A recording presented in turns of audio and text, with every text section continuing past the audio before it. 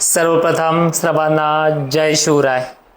5 August ते August ending पर्यंतचा प्रवास तुम्हाला या अगोदरही समजून सांगितलेला आहे।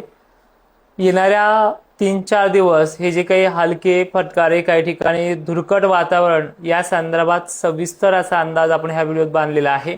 आणि 15-16 ऑगस्ट पासून जी काही कमी दाब पश्चिम महाराष्ट्रात का त्याचा फरक जो काही पडणार आहे, पण त्याचा जो जोर आहे तो खानदेश विदर्भाला सर्वाधिक जास्त बसण्याची शक्यता आपण मागील सातत्याने व्हिडिओच्या प्रत्येक एंडिंग मध्ये सांगितल्याप्रमाणे ते उद्भवणार आहे। आता 5, 6, 7 ते 9 ऑगस्ट पर्यंत हे जे काही फटकारे फुटकारे आहेत, यामध्ये काही बदल आहे का, किंवा भाग घेण्याची व्याप्ती याची किती राहील, हे सुद्धा व्हिडिओच्या शेवटपर्यंत पाहूयात। आणि मेघगर्जनेसह मुसळधारेचा जो काही इशारा आहे 17 ऑगस्ट, 18, 19, 20 पर्यंत, यामध्ये काय बदल होतोय का हे देखील आपण पाहूयात। ठीक आहे, सध्या तुमच्या फवारण्याची कामं मला वाटतं जवळपास महाराष्ट्रामध्ये 80% भागांची जोरात चालू आहे। खतांचं नियोजन, चांगली पुरेशी ओल, या सगळ्याचा अभाव पाहता तुमचे शेतीचे काम आणि पिकं सुद्धा नंबर 1 ला आहेत। तर यामधनं एक साध्य होतंय की 1972चा जो काही टेन्शन आहे तो वगळलेला आहे। पाणी कमी आहे असा अनेक शेतकरी दक्षिण महाराष्ट्राचा बोलतोय, पण आपली जी काही परिस्थिती आहे ही याच महिन्यामध्ये कमी होणार आहे। आणि 12 सप्टेंबरचा जो काही प्रवास सांगितलेला आहे त्यामध्ये तर आपलं जे काही पावसाचं गणित आहे, जे दरवर्षी असतं, त्यामध्ये तो अपेक्षापेक्षाही जास्त असणार आहे। कदाचित ते नुकसानकारकही ठरणार आहे। आता उद्यात आपण 5, 6, 7 ऑगस्ट दरम्यान जे काही घडणार आहे त्याबद्दल हे पहा। या 5 ला, 6 ला, 7 ला, 8 ला विशेष असं मोठं वातावरण नाहीये। थोडंफार 6 तारखेला सोलापूर पूर्व धाराशिव भागामध्ये, लातूरच्या दक्षिण भागामध्ये, निलंगा, सावंतवाडी, परभणी, नांदेड, हिंगोलीच्या काही भागांमध्ये, तर वाशिम वगैरे भागांमध्ये, वर्ध्यामध्ये, मात्र नागपूर, अकोला यामध्ये काही ठिकाणी, तर नागपूर पासून पूर्वेकडील गोंदिया, गडचिरोली, वर्धा, चंद्रपूर या जिल्ह्यामध्ये विशेष अशा ठराविक ठिकाणी वळिवासारखा पण मेघगर्जनेचा पाऊस होऊ शकतो ह्या 3-4 दिवसामध्ये। पण या व्यतिरिक्त खानदेश पश्चिम महाराष्ट्राला फक्त आभाळ दिखावा दाखवणार आहे आणि फटकारे फिटकारे इथे चालू राहतील, पण फवारणीला असे मोठे अडथळे नाहीत। काही भागांना ते होत राहतात, ज्यामध्ये नांदेडचा समावेश आहे, लातूरचाही आहे, असे काही भाग आहेत तिथे होत राहतील। ते भाग कमकुवत आहेत, सर्वदूर नाहीये। पण आता अपेक्षा आहे की ठोक पाण्याची अपेक्षा जी आहे ती 17-18 तारखेपासून पुढे, कदाचित लो प्रेशरने जर लवकर साथ दिली तर ती 1-2 दिवस मागे पुढेचा प्रवास आहे, पण तिथून पुढे महाराष्ट्राला ते ठोक पावसाची देखील सुरुवात होणार आहे।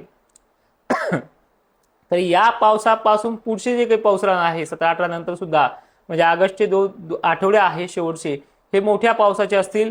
आणि याचा सर्वाधिक जास्त फटका जो आहे तो विदर्भ, खानदेश, मराठवाड्यातल्या अनेक भागांना बसणार आहे। फटका का म्हणतोय, कारण की ज्यांना कमी त्यांना तो चांगलाच आहे, पण ज्यांना खूपच झालाय त्यांना तो पाऊस कसाही असला तरी त्रासदायक ठरतो। कारण की काहीच अपेक्षेपेक्षा जास्त नको, आपल्याला कंटाळणार नाही आम्ही पावसाला असा म्हणलेला शेतकरी सुद्धा कंटाळलेला आहे, बरोबर। अपेक्षेपेक्षा बकाडी जमत नाही आणि पाऊसही जमत नाही, ही आपली स्थिती असते। त्यामुळे हा पाऊस नुकसानकारक ठरू शकतो। तो 17 ऑगस्ट पासून 16 ऑगस्ट पासून स्टार्टअप होतो आणि विदर्भामध्ये त्याचा परिणाम आहे।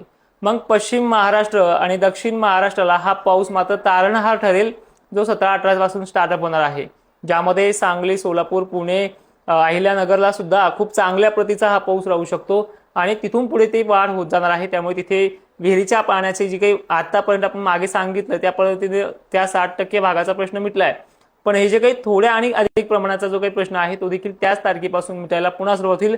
आणि 12-13 सप्टेंबरला जे काही रिटर्न मान्सूनचा प्रवास सुरू होतो त्यामध्ये अनेक जणांचा मिटेल। ठीक आहे, मग हे जे काही काळ आहे हे आठवडाभर 15 ऑगस्ट पर्यंत कसं वातावरण राहील हा तुमचा मेन प्रश्न आहे।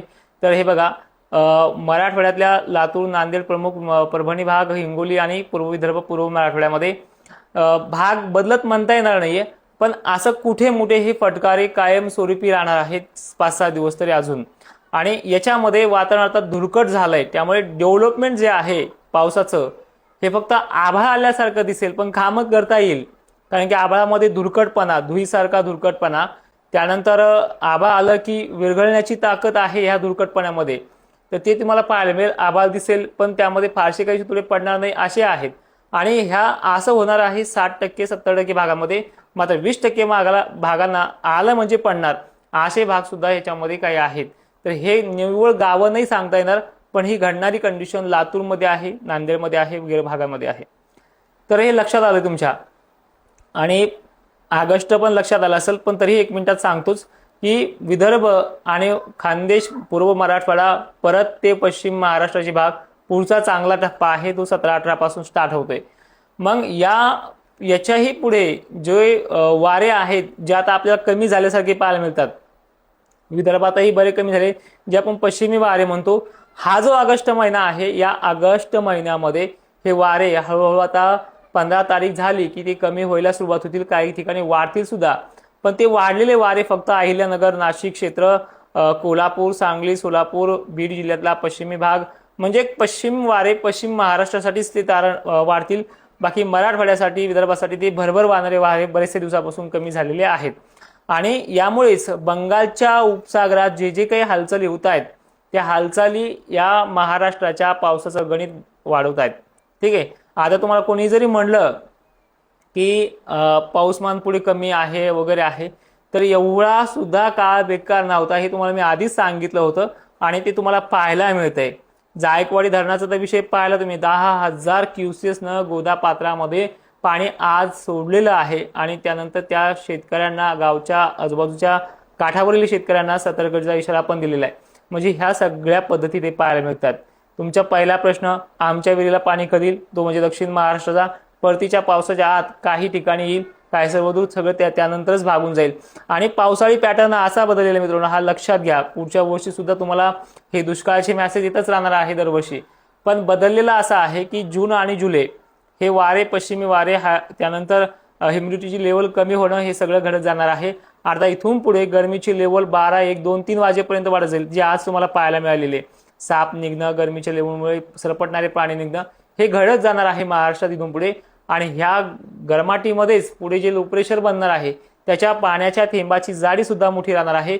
हे सगळं चित्र असंच असणार आहे. त्यामुळे परतीचा पाऊसही ठीकठाक आहे. पुढे सुद्धा मी तुम्हाला सांगितलं व्हिडिओमध्ये, ऑक्टोबर नोव्हेंबरपर्यंत WDची देखील साथ मिळणार आहे. आणि यंदा सुद्धा काहींना दिलासा, अधिक चांगला दिलासा, खूप चांगलं साल, जे गेल्या वर्षीपेक्षाही चांगलं साल असं हे राहणार आहे. आणि काहींना हे साल पुन्हा नुकसानकारक गेल्या वर्षी सुद्धा इतकं राहणार आहे. ते देखील आपण पुढच्या व्हिडिओमध्ये पाहूयात. तोपर्यंत हा व्हिडिओ सर्वांनी शेअर करून शेतकऱ्यांपर्यंत पाठवायचा आहे. तुम्हाला माझी माहिती आवडत असेल तरच लाईक करत चला जा. अनेक शेतकरी साथ देतोय आणि अनेक शेतकरी व्हिडिओ पाहतोय, पण आवडला का नाही आवडला हे आपल्याला कमेंटमध्ये किंवा लाईकच्या माध्यमातून कळत राहतं. जय शिवराय, धन्यवाद.